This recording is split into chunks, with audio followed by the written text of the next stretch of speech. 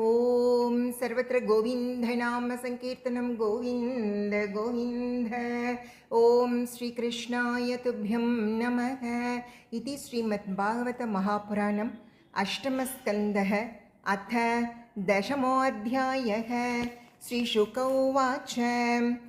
इति दानवदैतेया नाविन्दन्नमृतं नृप युक्ताः कर्मणि यत्ताश्च वासुदेवपराङ्मुखाः साधयित्वामृतं राजन् पाययित्वा स्वकान् सुरान् पश्यतां सर्वभूतानां ययौ गरुडवाहनः सपत्नानां परामृद्धिं दृष्ट्वा ते धितिनन्दनाः अमृष्यमाणा उत्पेतुः देवान् प्रत्युद्यतायुधाः ततः सुरगणाः सर्वे सुदया पीतयैधिताः प्रतिसंयुयुधुः शस्त्रैः नारायणपदाश्रयाः तत्र दैवासुरो नाम रणः परमदारुणः रोदस्युधन्वतो राजन् तुमुलो रोमहर्षणः तत्रान्योन्यं सपत्नास्ते संरब्धमनसोरणे समासाध्यासिभिर्बाणैः निजग्नुर्विविधायुधैः शङ्खतूर्यमृदङ्गानां भैरीढमरिणां महान् हस्यश्वरतपत्तीनां नदतां निस्वनोऽभवत् रतिनो रतिभिस्तत्र पत्तिभिः सह पत्तयः हयाहयैर्यिभाश्चैभैः समसज्जन्त संयुगे उष्ट्रैः केचिदियिभैः केचिदपरे युयुधुः करैः केचिद्घौरमृगैर्वृक्षैर्द्वीपिभिर्हरिभिर्भटाः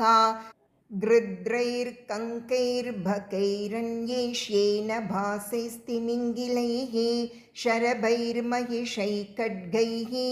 गोवृषैर्गवयारुणैः शिवाभिराकुभिः केचित् कृकलासैर्शनैर्नरैः बस्तैर्येके कृष्णसारैः हंसैरन्ये च सूकरैः अन्ये जलस्थलकगैः सत्वैर्विकृतविग्रहैः सेनयोरुभयोर्राजन् विविशुस्ते अग्रतोऽग्रतः चित्रध्वजपटैर्राजन् आतपत्रैर्सितामलैः महाधनैर्वज्रदण्डैर्व्यजनैर्भार्गचामरैः वाधोद्धूतोत्तरोष्णीषैः अर्चिर्भिर्वर्मभूषणैः स्फुरद्भिर्विशधैर्शस्त्रैः सुतरां सूर्यरश्मिभिः देवदानववीराणां ध्वजिन्यौ पाण्डुनन्दन रेजतुर्वीरमालाभिः यादसां इव सागरौ वैरोचनो बलिर्सङ्ख्ये असुराणां चमोपतिः यानं वैगायसं नाम कामगमयनिर्मितं सर्वसाङ्ग्राम्यिकोपेतं सर्वाश्चर्यमयं प्रभो अप्रतर्क्यमनिर्देश्यं दृश्यमानम् अदर्शनम् आस्थितस्तद्विमानाग्र्यं सर्वानीकादिपैर्वृतः बालव्यजनछत्राग्र्यैः रेजे चन्द्र इवोदये तस्यासन् सर्वतो यानैः यूतानां पतयोऽसुराः नमुचिशम्बरो भानो विप्रचित्तिरयो मुखः द्विमूर्धाकालनाभोऽथ प्रहेतिर्हेतिर्यिल्वलः शकुनिर्भूतसन्तापो वज्रदंश्रो विरोचनः हयग्रीवः शङ्कुशिराः कपिलो मेघदुन्दुभिः तारकश्चक्रदृक्शुम्भो निशुम्भो जम्ब उत्कलः अरिष्टो अरिष्टनेमिश्च मयश्च त्रिपुराधिपः अन्ये पौलोमकालेया निवातकवचादयः अलब्धभागा सोमस्य केवलं क्लेशभागिनः सर्व एते रणमुखे बहुशो निर्जितामराः सिंहनादान् विमुञ्चन्तः शङ्कान् दद्मुर्मगारवान् दृष्ट्वा सपत्नान् उत्सिक्तान् बलभिद्कुपितो वृषम् ऐरावतं दिक्करिणम् आरूढः शुशुभे स्वराटे यथा श्रवत्प्रस्रवणम् उदयाद्रिम् आहर्पतिः तस्यासन् सर्वतो देवा नानावाहद्वजायुधाः लोकपालाः सह गणैः वाय्वग्निवरुणादयः ते अन्योन्यमभिसंसृत्य क्षिपन्तो मर्मभिर्मितः आह्वयन्तो विशन्तोऽग्रे युयुधुर्द्वन्द्वयोधिनः युयोधबलिरिन्द्रेण तारकेण गुहोस्यतः वरुणो हेति नायुध्यन्त मित्रो राजन् प्रहेतिना यमस्तु कालनाभेन विश्वकर्मा मयेन वै शम्बरो युयुधे त्वष्ट्रा सवित्रा तु विरोचनः अपराजितेन नमुचिः अश्विनौ वृषपर्वणा सूर्यो बलिसुतैर्देवो बाणज्येष्ठैर्शतेन च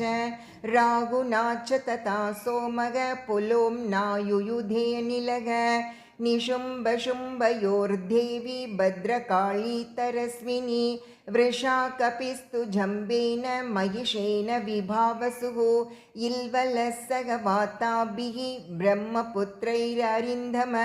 कामदेवेन दुर्मर्ष उत्कलो मातृभिर्सह बृहस्पतिश्चोषणसा नरकेन शनिश्चरः मरुतो निवातकवचैः कालेयैर्वसवोमराः विश्वे देवास्तु पौलोमैरुद्राः क्रोधवशैर्सह तयैव माजावसुराः सुरेन्द्रा द्वन्द्वेन संहत्य च युध्यमानाः अन्योन्यमासाद्य निजग्नुरोजसा जिगीषवस्तीक्ष्णशरासितोमरैः भुशुण्डीपिश्चक्रगदर्ष्टिपट्टिशैः शक्त्युल्मुखैर्प्रासपरश्वधैरपि निस्त्रिंशभल्लैर्परिघैः समुद्धरैः सभिन्दिपालैश्च शिरांसि चिच्चिदुः गजास्तुरङ्गा सरताः पदातयः सारोगवाहा विविधा विखण्डिताः निकृत्तबाहुरुशिरोदराङ्ग्रयः छिन्नध्वजैश्वासतनुत्रभूषणाः तेषां पदागाधरताङ्गचूर्णिताद् आयोधनाद्वुल्बन उत्थितस्तदा रेणुर्दिशः कं द्युमनिं च चादयन् न्यवर्तताश्रुश्रुतिभिर्परिप्लुतात् शिरोभिरुद्धूतकिरीटकुण्डलैः संरम्भदृग्भिः परिदष्टदच्छतैः महाभुजैः साभरणैर्सहायुधैः साप्रास्तृताभूः करभोर्भिर्बभो कभन्तास्तत्र चोत्पेतुः पतितस्वशिरोक्षिभिः उद्यतायुधदोर्दण्डैः आधावन्तो भटान् मृधे बलिर्महेन्द्रं दशभिः त्रिभिरैरावतं शरैः चतुर्भिश्चतुरो वागान् एकेनारोहमार्चयत् सतानापततः शक्रः तावद्भिः शीघ्रविक्रमः चिच्छेदनिशितैर्भल्लैः असम्प्राप्तान् हसन् इव तस्य कर्मोत्तमं वीक्ष्य दुर्मर्षशक्तिमादधे तां ज्वलन्तीं महोल्काभां हस्तस्ताम् आचिनद्हरिः ततः शूलं ततः प्रासं ततस्तोमरमृष्टयः यद्यच्छस्त्रं समादध्यात् सर्वं तथाचिनद् विभुः ससर्जातासुरीं मायाम् अन्तर्धानगतोऽसुरः ततः प्रादुरपूचलैः सुरानीकोपरि प्रभो ततो निपेतुस्तरवो दह्यमाना दवाग्निना शिलासटङ्कशिखराः चूर्णयन्त्योद्विषद्भलम् महोरघा समुत्पेतुः दन्दशोका सौरुश्चिकाः सिंहव्याघ्रवराहाश्च मर्दयन्तो महागजान्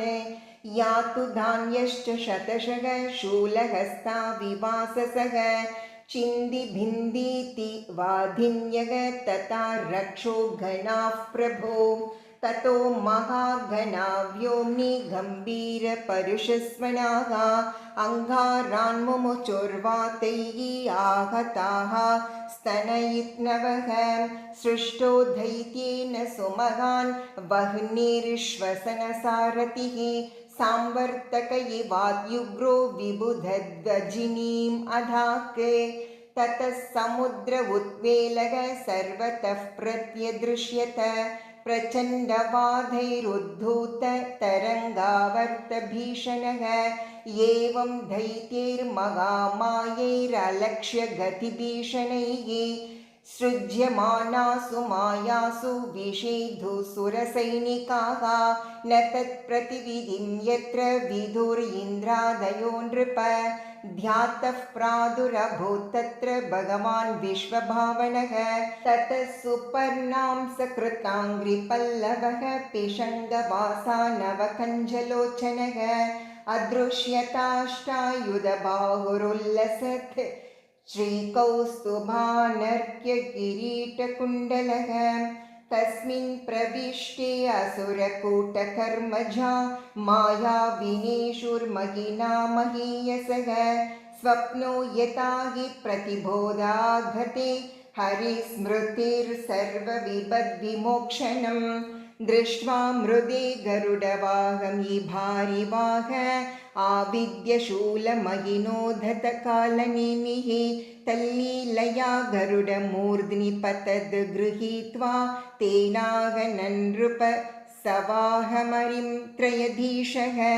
माली सुमाल्यतिबलो युधिपेततुः यच्चक्रेण कृतशिरसावतमाल्यवांस्तम् आहत्य दिग्मगदयाहनदण्डजेन्द्रं तावच्चिरोचिनधरेर्नदतो अरिनाध्यः। ॐ इति श्रीमद्भागवते महापुराणे पारमहंस्यां संहितायाम् अष्टमस्कन्धे देवासुरसङ्ग्रामे दशमोऽध्यायः। ॐ श्रीकृष्णाय तुभ्यं नमः। ॐ सर्वत्र गोविन्दनाम संकीर्तनं गोविन्दा गोविन्दा। ॐ सर्वत्र गोविन्दनाम संकीर्तनं गोविन्द गोविन्द। ॐ श्रीकृष्णाय तुभ्यं नमः। ॐ इति श्रीमद्भागवतमहापुराणम् अष्टमस्कन्धः अथ एकादशोऽध्यायः। श्रीशुक उवाच अतोऽसुराः प्रत्युपलब्धचेतसः परस्य पुंसः परयानुकम्पया जग्नुर्भृशं शक्रसमीरणादयः तांस्तान् रणेयैरभिसंहताः पुरा वैरोचनाय संरब्धो भगवान् पाकशासनः उदयच्छद्यदा वज्रं प्रजाः हेति चुक्रुषुः वज्रपाणिस्तमाहेधं तिरस्कृत्य पुरस्थितं मनस्विनं सुसम्पन्नं विचरन्तं महामृधे नटवन्मूढमायाभिः मायेशान्नो जिगीषसि जित्वा भालान् निबद्धाक्षान् नटो हरति तद्धनम् आरुरुक्षन्ति मायाभिः उत्सिसृप्सन्ति ये धिवं तान्धस्यून् विदुनोम्यज्ञान् पूर्वस्माच्च पदाधतः सोऽहं दुर्मायिनस्तेद्य वज्रेण शतपर्वणा शिरो हरिष्ये मन्दात्मन् घटस्वज्ञातिभिर्सह बलिरुवाच सङ्ग्रामे वर्तमानानां कालचोदितकर्मणां कीर्तिर्जयो अजयो मृत्युः सर्वेषां स्युरनुग्रमात् तदिदं कालरशनं जना पश्यन्ति सूरयः न हृष्यन्ति न शोचन्ति तत्र यूयमपण्डिताः न वयं मन्यमानानाम् आत्मानं तत्र साधनं गिरो वः साधुशोच्यानां गृह्णीमो मर्मताडनाः। श्रीशुक उवाच इत्याक्षिप्य विभुं वीरो नाराचैर्वीरमर्धनः आकर्णपूर्णैरहनात् आक्षेपैराहतं पुनः एवं निराकृतो देवो वैरिणा तद्यवाधिना नामृष्यत्तदधिक्षेपं तोत्राहत इव द्विपः प्राहरत्कुलिशं तस्मा अमोघं परमर्धनः सयानोऽन्यपतद्भूमौ छिन्नपक्ष इवाचलः सकायं पतितं दृष्ट्वा जम्बो बलिसकः सुहृत् अभ्ययात् सौहृदं सख्युः अतस्यापि समाचरन् स सिंहवाहासाध्य गदामुद्यम्य रंहसा जत्रावताडयच्चक्रं गजं च सुमहाबलः गदाप्रहारव्यदितो वृषं विह्वलितो गजः जानुभ्यां धरणीं स्पृष्ट्वा कश्मलं परमं ययौ ततो रतो मातलिना हरिभिर्दशशतैर्वृतः आनीतो द्विपमुत्सृज्य रथमारुरुहे विभुः तस्य तत्पूजयन् कर्म यन्तुर्धानवसत्तमः शूलेन ज्वलता तं तु स्मयमानो अहनन् वृधि सेहेरुजं सुदुर्मर्षां सद्भमालभ्य मातलिः इन्द्रो जम्बस्य संक्रुद्धो वज्रेण अपाहरच्चिरः जम्बं श्रुत्वा हतं तस्य ज्ञातयो नारदादृशीः नमुचिश्च बलः पाकः तत्रापेतुस्त्वरान्विताः वचोभिर्परुषैरीन्द्रम् अर्धयन्तोऽस्य मर्मसु शरैरवाकिरन्मेघा दाराभिरिव पर्वतम् हरिन्दशशतान्याजो हर्यश्वस्य बलशरैः तावद्भिरर्धयामास युगपल्लगुहस्तवान् शताभ्यां मातलिं पाको रतं सावयवं पृथक् सकृत्सन्धानमोक्षेण तदद्भुतम् अभूद्रनि नमुच्चिः पञ्चदशभिः स्वर्णपुङ्गैर्महेषुभिः आहत्य व्यनतत्सङ्गी सतोय इव तोयतः सर्वतः शरकूटेन शक्रं सरतसारथिं चादयामासुरसुराः प्रावृट्सूर्यमिवाम्बुधाः अलक्षयन्तस्तं तीव विह्वला विचुक्रुषुर्देव घना सहानुगाः अनायका शत्रुबलेन निर्जिता वनिक्पता भिन्ननवो यथार्णवी ततस्तुराषाढ्यषु बद्धपञ्जराद् विनिर्गतः साश्वरध्वजाग्रणीः बभूदिशः कं पृथिवीं च रोचयन् स्वतेजसा सूर्य इव क्षपात्यैः निरीक्ष्य पृतनां देवः परैरभ्यर्थितां रणे उदयच्छद्रिपुं हन्तुं वज्रं वज्रधरोरुषा सतेनैवाष्टधारेण शिरसि बलपाकयोः ज्ञातीनां पश्यतां राजन् जहार जनयन् भयम् नमुच्चिस्तद्वदं दृष्ट्वा शोकामर्षरुषान्वितः जिगां सुरीन्द्रं नृपति चकार परमोद्यमम् अश्मसारमयं शूलं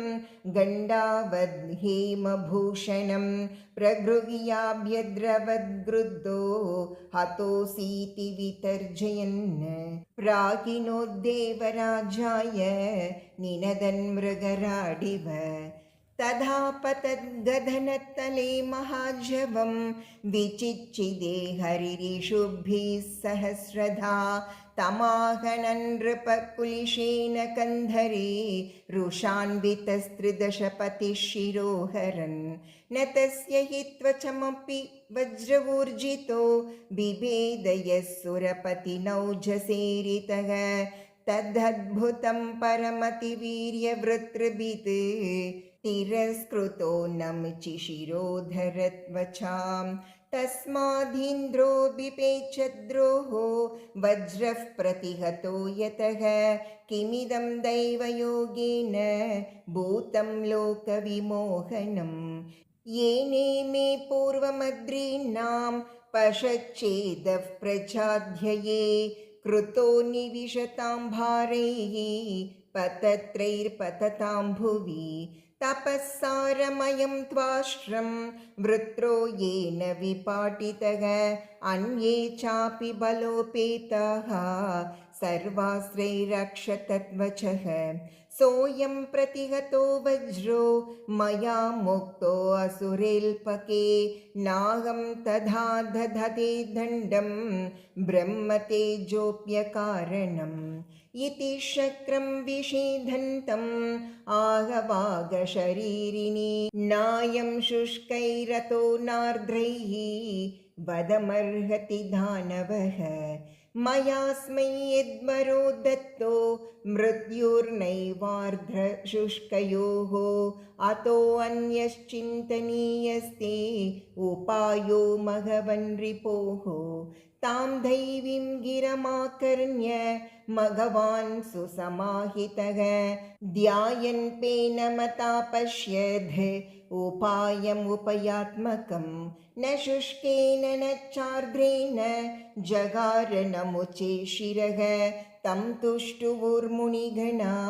माल्यैश्चावाकिरन् विभुं गन्धर्वमुख्यौ जगतुः विश्वावसु परावसु देवदुन्दुभयो नेदुः नर्तक्यो न नृतुर्मुधा अन्येऽप्येवं प्रतिद्वन्द्वान् वाय्वग्निवरुणाधयः सूधयामासुरस्त्रौगैः मृगान् केसरिणो यथा ब्रह्मणा प्रेषितो देवान् देवर्षिर्नारदो नृप वारयामास विबुधान् दृष्ट्वा दानवसंक्षयं नारद उवाच भवद्भिरमृतं प्राप्तं नारायणभुजाश्रयैः श्रिया समेदिता सर्व उपारमत विग्रहात् श्रीशुक उवाच संयम्य मन्युसंरम्भं मानयन्तो मुनिर्वचः उपगीयमानानुचरैः ययुः सर्वे त्रिविष्टपम् ये अवशिष्टारणे तस्मिन् नारदानुमतेन ते बलिं विपन्नमादाय अस्तं गिरिमुपागमन् तत्राविनष्टावयवान् विद्यमानशिरोधरान् उशना जीवयामास सञ्जीविन्या स्वविद्यया बलिष्ठोशनसा स्पृष्टः प्रत्यापन्येन्द्रियस्मृतिः पराजितोऽपि नाकित्यत् लोकतत्त्वविचक्षणः। ॐ इति श्रीमद्भागवते महापुराणे पारमहंस्यां संहितायाम् अष्टमस्कन्धे देवासुरसङ्ग्रामे 11. ॐ सर्वत्र गोविन्दनाम संकीर्तनं गोविन्द गोविन्द।